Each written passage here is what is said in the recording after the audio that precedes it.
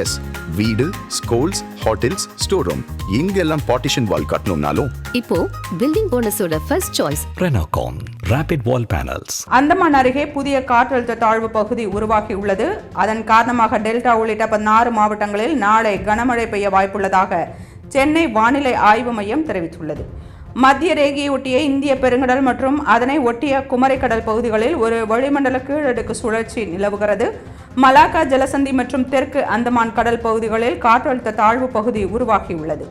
இது வடமேற்கு திசையில் நகர்ந்து 24ஆம் தேதி வாக்கில் தென்கிழக்கு வங்கக்கடலில் தாழ்வு மண்டலமாக வலுப்பெற்று அதற்கடுத்த 48 மணி நேரத்தில் மேலும் வலுப்பெறும் என எதிர்பார்க்கப்படுகிறது.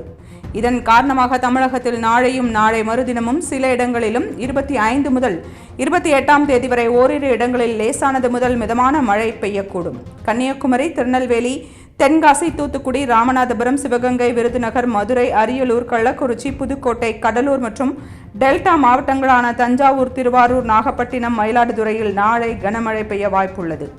அடுத்த நாளான நவம்பர் 24ஆம் தேதி கன்னியாகுமரி, திருநெல்வேலி, தூத்துக்குடி, தென்காசி, ராமநாதபுரம், விருதுநகர், புதுக்கோட்டை மற்றும் டெல்டா மாவட்டங்களிலும் 25ஆம் தேதி கன்னியாகுமரி, திருநெல்வேலி, தூத்துக்குடி, ராமநாதபுரம் மாவட்டங்களிலும் கனமழை பெய்ய வாய்ப்புள்ளது. இதன் காரணமாக சென்னையில் நாளை வானம் மேகமூட்டத்துடன் காணப்படும் என்றும் ஒரு சில பகுதிகளில் இடி மின்னலுடன் கூடிய லேசான அல்லது மிதமான மழை பெய்யலாம் என்றும் தெரிவிக்கப்பட்டுள்ளது.